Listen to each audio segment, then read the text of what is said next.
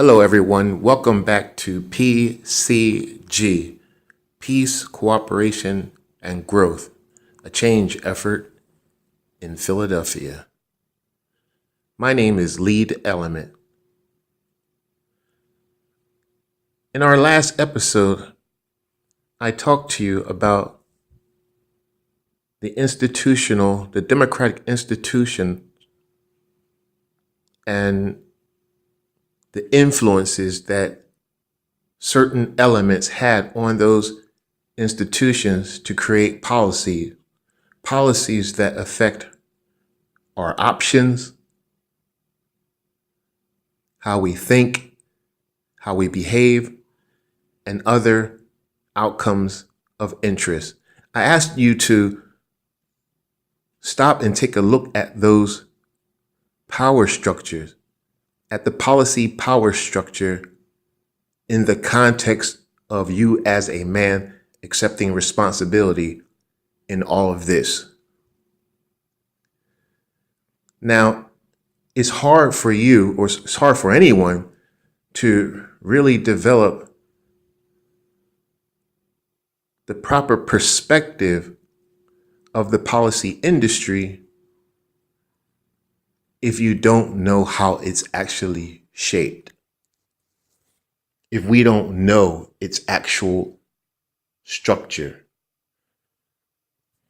So we have to discuss these things before we engage in our change effort. In the meantime, I want you to think about how you can bring peace, how you can personally contribute to peace within our communities. Not just the Black communities, but all communities.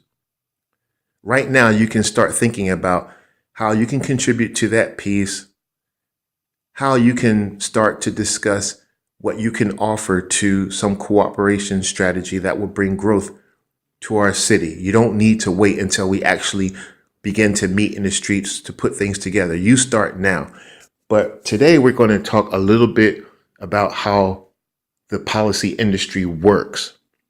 And we're going to start with a very interesting story, and I'll put a description in the link, or I'll put some information in the description section explaining where this information comes from. But here's an interesting story that will help you understand a little bit about the policy industry.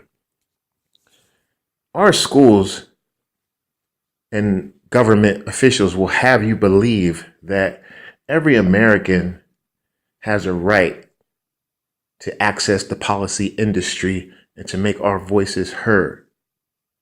But we're going to go back to 1973 and a special little meeting that took place back then that deals with this issue. In 1973,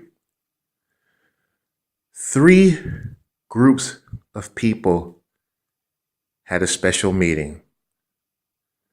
The North Americans, the Western Europeans, and the Japanese. These people met to discuss if there was a problem governing the democracies around the world. These people were the liberals. These were the liberals meeting to discuss this issue. They had concerns that democracies were in decay. You see, the problem was prior to the 1950s and 60s, the U.S. government was able to function with the president and a handful of Wall Street bankers and lawyers without too much interference from the public. But after the Vietnam War, people started questioning the motives of our government and wanted to have a say in our domestic and foreign policy. And that was a problem. That was a problem for Washington and the power elites. And their response to Americans wanting to have more say in U.S. policy was not self-reflection. They did not engage in introspection to see how they perhaps went wrong and how they could extend democracy, improve American democracy. Their response was that there's too much democracy, and people like ethnic white groups, blacks, natives, Hispanics, Chicanos, were to be removed and discouraged from entering the political arena. They considered more minorities engaging in policy to be a crisis of democracy, because what it would do is it would force the policy technocrats to now listen to diverse interests rather than just the interests of the wealthy. Do you get this point? My point is, the U.S. policy industry was never actually meant to include you. It was always meant to appear open to you. But the historical record shows otherwise.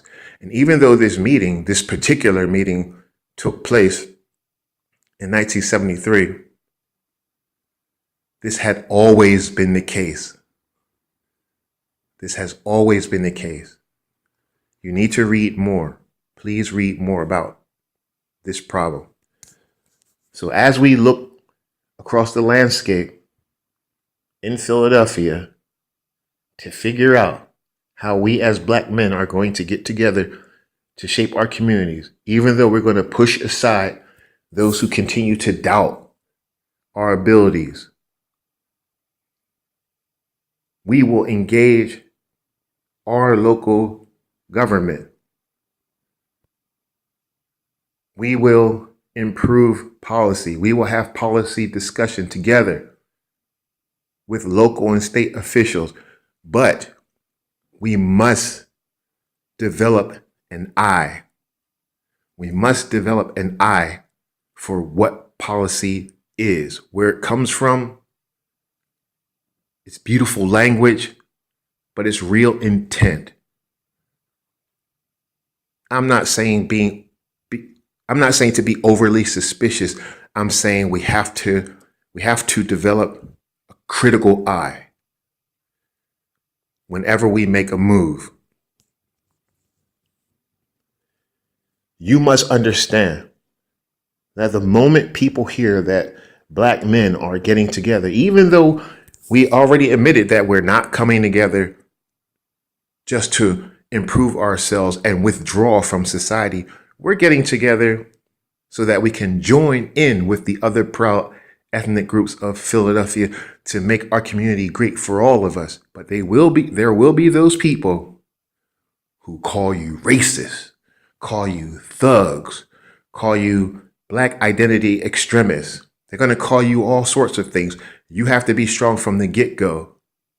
Policy elites are not interested in you coming to the table. You have to understand that from the get-go. You have to be strong straight out of the gate.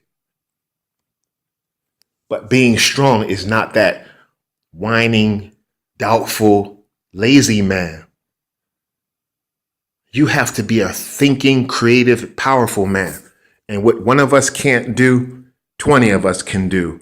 And what 20 of us can't do, 100 of us can do. And what 100 of us can't do, 1,000 of us can do. You know.